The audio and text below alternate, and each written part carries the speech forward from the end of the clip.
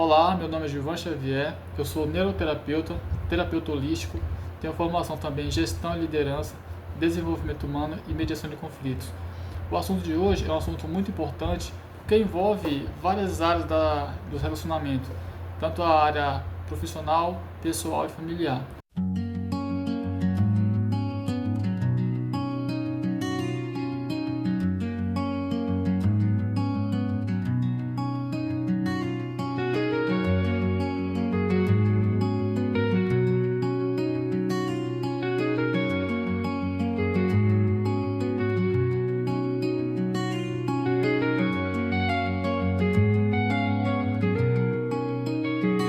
Hoje falaremos sobre o TEA, transtorno do espectro autista, um dos transtornos do neurodesenvolvimento.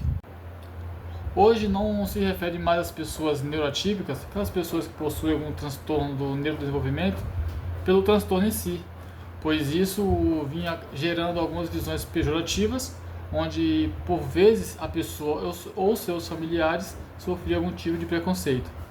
E o que seria uma pessoa neuroatípica? Uma pessoa neuroatípica é aquela pessoa que tem o seu desenvolvimento neural diferente da grande maioria.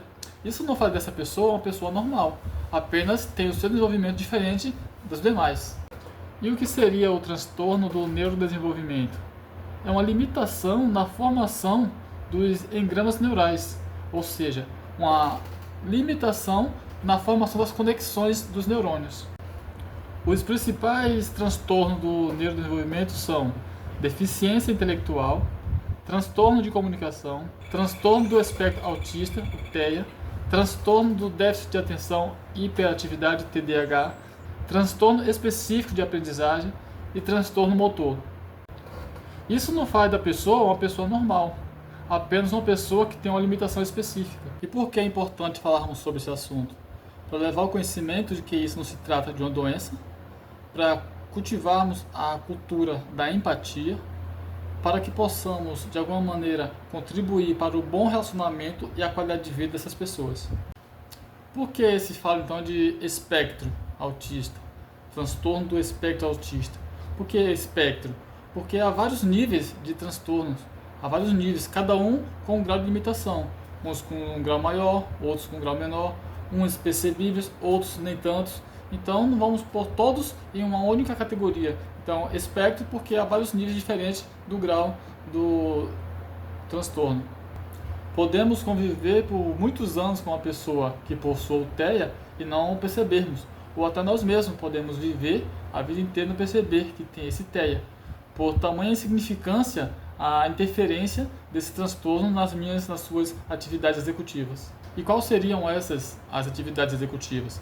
Planejamento, tomada de decisão, flexibilidade cognitiva, memória de trabalho. O que seria memória de trabalho? Memória de trabalho é aquela memória curta. Por exemplo, você está lendo um livro, você está lendo uma frase e você não esqueceu ainda a palavra que você leu anterior à palavra seguinte. Ou seja, a compreensão de uma frase, de um texto que você está lendo. Isso chama-se a memória de trabalho. Então, a memória de trabalho é uma das funções executivas.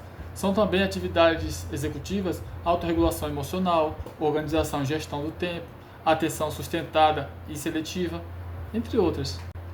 Na prática, as funções executivas são as que permitem que você não reaja a impulsos durante um conflito, que você organize a sua rotina, que você conduza uma equipe com estratégia, que você resolva problemas complexos, que você mantenha o foco em um objetivo diante das dificuldades, entre outras. E qual é a parte do cérebro que é o centro das funções executivas? O córtex pré-frontal. Mais especificamente falando, as suas repartições, cada um é responsável por algumas funções executivas. Pré-frontal dorsolateral. O pré-frontal dorsolateral é o responsável pelas funções executivas do planejamento, memória de trabalho, organização e resolução de problemas. Já o pré-frontal ventromedial é responsável pela tomada de decisão baseada em valores. Também é responsável pelo julgamento social e a regulação emocional. Já o pré-frontal órbito-frontal, ele é responsável pelo controle dos impulsos, ativação das recompensas e consequências e o comportamento social adequado. E o que podemos refletir sobre tudo isso? É que todos nós, em algum nível, temos, no mínimo que seja, uma dessas limitações. e que o respeito, a atenção e o cuidado é absoluto, principalmente naquelas pessoas que têm casos de disfuncionalidades. Esse canal é voltado para neurociência, terapia, desenvolvimento pessoal, liderança, mas o que uma coisa tem a ver com a outra? Tem tudo a ver. Uma coisa está sempre ligada à outra. Na terapia, nós vamos trabalhar mecanismos para que essas pessoas tenham o máximo de conforto nos seus relacionamentos, para que essa pessoa tenha o máximo de tranquilidade em conviver com o meio, certo? Para que nós possamos trabalhar algum mecanismo que vai adequar essas pessoas com essas limitações no seu contexto de vida. Nós trabalhamos isso na terapia. E no desenvolvimento? Desenvolver a habilidade das pessoas que lidam com pessoas que têm essas limitações, de identificar e gerenciar essas limitações, para que evite o máximo de transtorno. Né? E nos relacionamentos, no trabalho, na liderança, em que isso vai interferir? Em tudo, em tudo.